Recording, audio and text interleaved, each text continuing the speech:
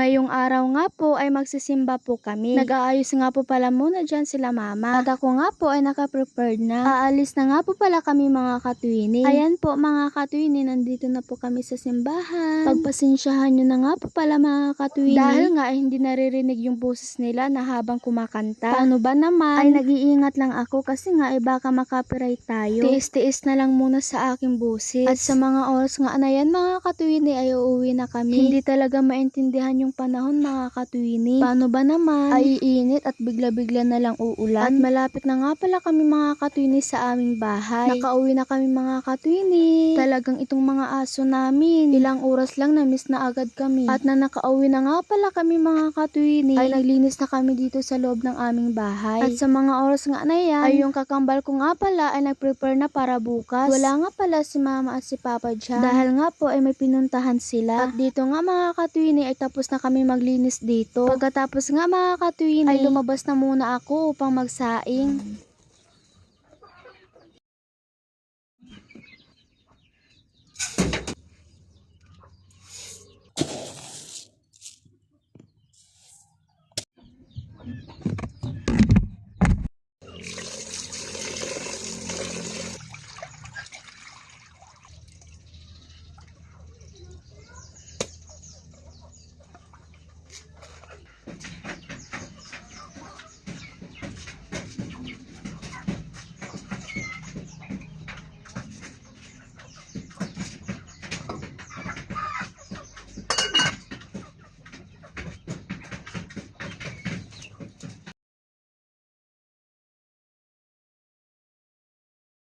At maya-maya na nga lang pala mga katwini ay dumating na sila papa. Naglagay na nga muna pala ako dito ng tubig sa pitchel.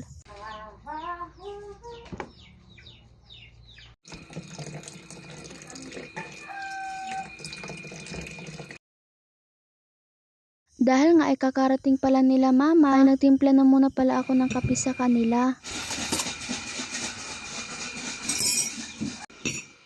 Kasag po to. Ito nga po pala ang dala nila mama. Ito. Yan. Orange.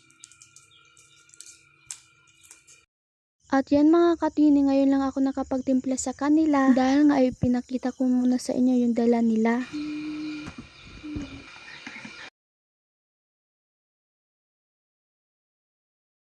Pagkatapos ko nga pala magtimpla ng kape mga katwini, ay binigay ko na ito sa kanila.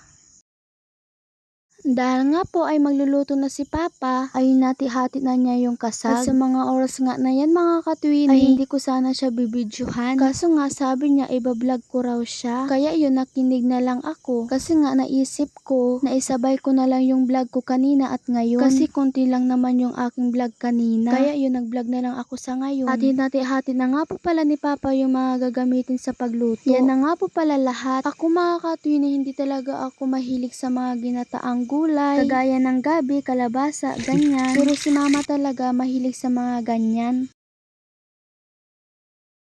At pagkatapos nga mga katwini, ay nagpainit muna si papa ng lana bago ilagay yung mga ingredients. At habang nga mga katwini nagbibidyo ako sa mga oras na yan, ay natatakot talaga ako. Kasi nga ay tumatalsik yung lana. At nilagay na nga po pala ni papa yung sili. Siguradong masarap talaga ito. Kasi nga maraming sili ang nilagay. Kaso lang hindi ako kumakain sa mga ganyan. Nilagay na nga po pala yung gata at hinalo-halo na ito.